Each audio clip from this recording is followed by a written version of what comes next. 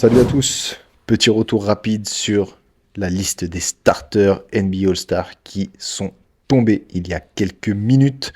On vous débriefe ça très rapidement, et, à vrai dire, suite assez logique, même si deux, trois petits points à relever. En attendant, évidemment, tu connais, si tu veux rejoindre la fratrie, tu cliques sur le bouton s'abonner, il n'y a rien de plus simple, on se retrouve après le générique, à tout de suite.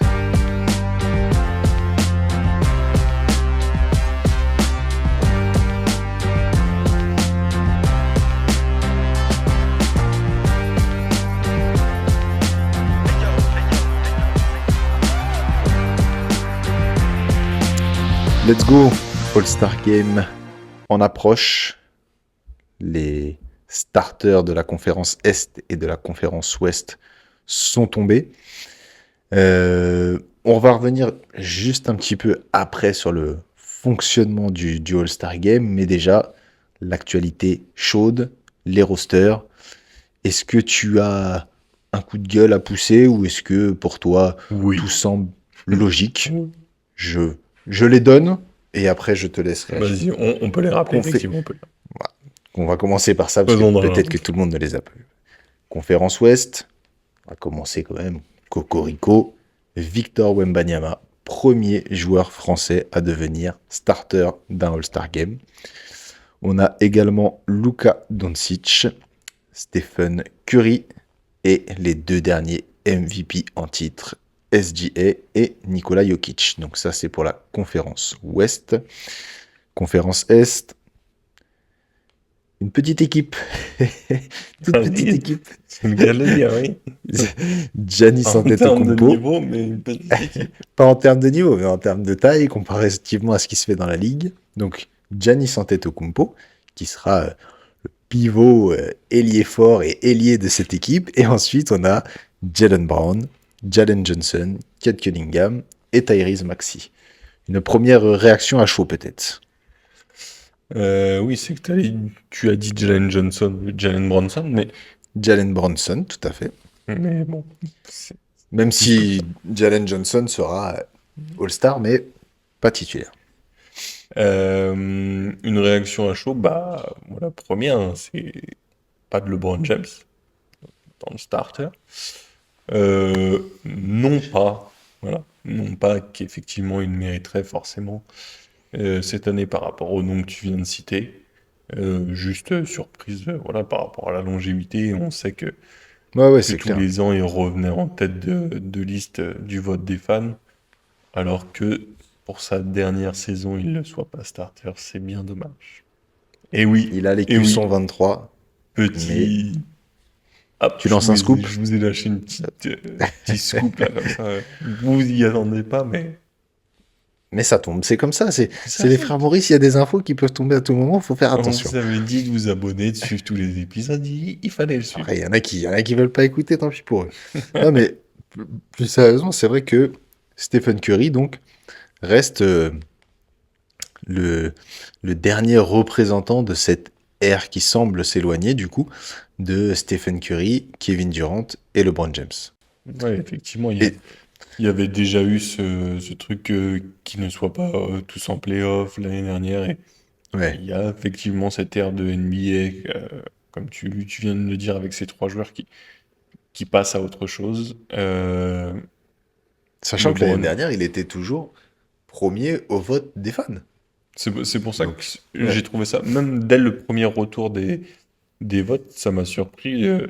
Quand j'ai regardé, je dis, ah tiens, il est même pas Ouais. en tête de liste, il était loin derrière, je sais pas si on peut dire ça, mais il était vraiment pas genre deuxième, quoi. Donc Non, non, ouais, c'est vrai qu'il était. Ouais. c'était surprenant. Non pas une nouvelle fois par rapport au niveau qu'il a cette année, même si c'est tout à fait correct pour les Lakers, mais effectivement, il y a des joueurs qui méritent davantage, en tout cas en termes de niveau. Ce qui me surprend, c'est qu'on sait qu'il y a toujours une part d'affect dans les votes, Oui, que c'est pas forcément les meilleurs joueurs qui sont en tête de liste du vote des fans, en tout cas. Donc ouais, ce petit point un peu surprenant. on, on peut en profiter pour rappeler effectivement que pour les votes, pour les starters en tout cas, il y a 50%, c'est les votes des fans, 25% les joueurs et 25% journalistes médias. Donc en général, c'est vrai que ça reste un concours de popularité.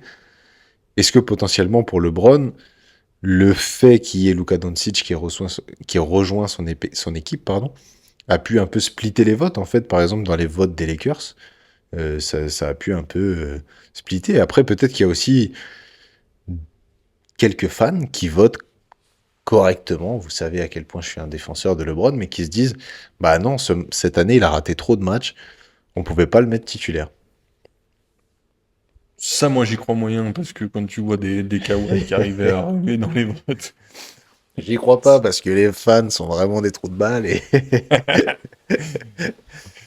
non, c'est pas ce que je voulais dire non plus, mais il y en a quand même qui arrivaient, voilà, à mettre des joueurs qui ne jouaient pas depuis le début de la saison dans les votes, des ouais, saisons ouais, où c'est vrai. Kawhi ne jouait pas, ou des exemples comme ça. Après, sur l'histoire de l'arrivée de Luka Doncic, je suis beaucoup plus d'accord avec ça, dans le sens, on sait qu'il y a quand même des gens qui vont voter bah, pour leur franchise préférée, en tout cas pour les Oui, pour joueurs de les leur joueurs de leur franchise, équipe, ouais. Ouais. pour essayer de les mettre en avant, ce qui est assez logique aussi, bien sûr. Et effectivement, le fait d'arriver, de mettre Luka Doncic dans l'équipe, qu'il a joué plus de matchs, qu'il ait un meilleur niveau, en tout cas en termes de Oui, bah, points, sur la saison, enfin, il n'y a pas photo. sur les matchs des Lakers, Ouais. euh, ouais, ça peut en tout cas potentiellement retirer pas mal de votes à LeBron et expliquer un peu le pourquoi du comment LeBron n'est plus starter cette année. Autre petit point qui a pu surprendre les gens pour ceux qui n'avaient pas suivi, si on va vers l'Est cette fois-ci, c'est le fait que le 5 starter de l'Est soit composé de 5 guards, parce qu'en fait, tout simplement, il n'y a plus d'histoire de position. Alors, au tout début, pour ceux qui ont suivi la NBA depuis bien plus longtemps, il y avait 3 postes à l'époque. Donc, il y avait un pivot, 2 forwards et 2 guards. Maintenant, il n'y a plus du tout d'histoire de position. Est-ce que c'est quelque chose qui te plaît ou est-ce que tu es comme moi, tu es un peu réticent pour ce genre de truc? Moi, ça m'a toujours posé problème depuis qu'ils ont supprimé ça.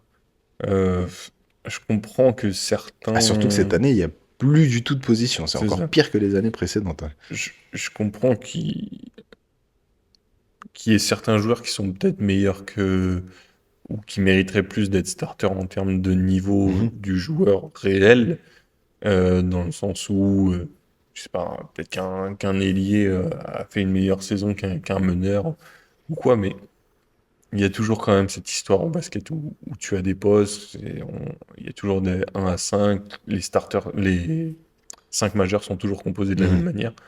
Donc j'ai toujours un peu de mal sur le fait que au All-Star Game, il y ait plus cette hiérarchie de 1 à 5 qui est respectée. Et là, c'est un gros point d'interrogation. Est-ce que c'est pas ça qui fait que les matchs ne fonctionnent pas sur les dernières années où il y ait 5 meneurs en même temps sur le terrain ou 5 Ouais, pivots, ok. j'ai des conneries, mais qui crée un déséquilibre et qui fait que le match ne ressemble pas à un match de basket classique et qui donne plus envie aux fans de regarder. Ouais, dans le sens où il y C'est a... clairement un point d'interrogation que je mets là, mais Ouais, je sais pas. Moi, je suis pas fan, en tout cas, personnellement, quand j'ai vu le truc sortir sur le 5 américain, une nouvelle fois, tous ceux qui sont, le 5 de l'Est, pardon, tous ceux qui sont sortis méritent totalement d'être starter All-Star. Le seul truc, c'est qu'effectivement, c'est 5 meneurs, sauf Giannis, 4, pardon, du coup, poste 1-2, et après ouais. Giannis qui complète tout le reste. Donc, je sais pas. Pas convaincu, en tout cas, C'est- de mon point de vue. Ouais, ouais, c'est vrai que c'est toujours suspect de se dire, bah voilà, ça c'est le 5 et en fait que ça ressemble à tout sauf un 5 qui pourrait starter un match. Autant euh, pour ce qui est de l'Ouest, tu bricoles et encore même Ça pas, peut, hein. t'as 2 pivots et Mais t'as trois pareil. meneurs. Donc en fait, Mm. non, non, ça colle pas du tout. C'est vrai que c'est la nouvelle chose. C'est aussi amené par le fait, et ça va nous permettre d'enchaîner sur le reste, que bah, là, les starters, c'est purement honorifique, dans le sens où ça ne sera de toute façon pas les starters qui vont commencer, pour la simple et bonne En raison plus, ouais. qu'il n'y a pas deux équipes, il y en a trois, puisqu'on l'a déjà évoqué, il y aura trois équipes cette année, deux équipes américaines, une équipe Team World. Pour ça, on vous laisse vous référer à notre épisode sur la liste de souhaits. Euh, Au-delà de ça, est-ce qu'il y a des joueurs qui, pour toi, ont été oubliés, ou si on si si on enlève un peu cette histoire de positionnement, etc., est-ce que la logique est respectée selon toi? Dans un global, c'est à peu près respecté. Après, t'as toujours des questionnements sur un ou deux joueurs qui viennent s'ajouter. On peut que penser à Anthony Edwards. Moi, c'est le premier que j'ai pensé, hein. Ok, Euh, Stephen Curry est le dernier survivant de cette époque-là. Autant sur la saison, je trouve que pour moi, hein, je sais que la Dub Nation est assez dynamique en général, mais on va y aller quand même. Pour moi, c'est un snub. Bah, quasiment. En plus, quand tu vois le niveau qu'a son équipe et le Puis classement le même niveau qu'il actuel a. qu'ils ont, et puis Ouais. le joueur en lui-même, enfin, tu- c'est, ouais, tu peux critiquer en tout cas sur le fait qu'il n'y soit pas. Est-ce que Stephen Curry est hautement critiquable sur son niveau de jeu? Peut-être. Après, sur sa cote de popularité, non, mais Ouais, clairement pas. Puis même sur c'est le niveau de jeu, il a fait des grosses pour sorties et tout ça, ça, mais c'est j'ai vrai. dit peut-être, Ouais. et je suis même pas convaincu. Après, c'est vrai que je pense malgré tout qu'Anthony Edwards a un meilleur niveau réel, en Ouais. tout cas de jeu cette année, que Stephen Curry. Et si on veut un oublié à l'Est, alors pour moi, il prenait la place de personne, mais il a mérité tout autant que les autres, c'est Donovan Mitchell. Je trouve Ouais. que il aurait dû le mettre à la place de Giannis, comme ça il n'y aurait eu que des guards vraiment. Et là, Comme on ça aurait aurait été bien servi. foutu le bordel. Exactement.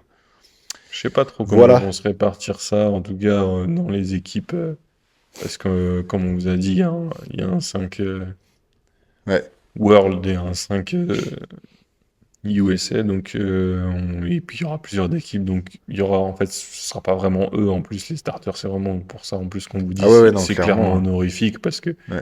il y aura un 5 où il y aura que deux des joueurs starters qui y seront, il y aura du coup trois autres qui viendront compléter vraiment le starting five de l'équipe.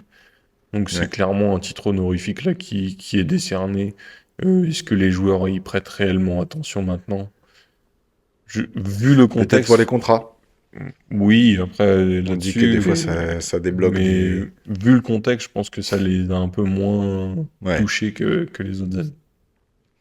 En tout cas, ce qui est marrant de noter, c'est que dans ce, dans ce monde parfait qu'est la NBA, c'est que malgré le fait qu'il y ait plus d'histoire d'Est, d'Ouest, etc., on a quand même pile poil 5 joueurs de la Team World et 5 joueurs de la Team USA. Après, moi, je veux pas à chaque épisode parler de théorie du complot, mais on a pile On poil, peut pas tous les faire, on peut pas tous les faire. on va tous les faire. Giannis, Luka, Jokic, Shea, Wemby, et de l'autre côté, Brown, Bronson, Cunningham, Maxi et Curry. 5-5. Balle au centre. Restera la suite, est entre les mains du coach et d'Adam Silver. La Et marionnette. peut-être qu'il La y a aussi marionnette. 5 meneurs contre 5 ailiers ou pivots. Ouais, on va s'arrêter là. Et là, là, on peut tout sortir. C'était notre petit retour rapide sur ces votes All-Star qui, vous l'avez compris, semblent malgré tout assez logiques. Maintenant, moi, ce qui va m'intéresser un petit peu, c'est les choix des coachs et voir un petit peu ce qui va ressortir.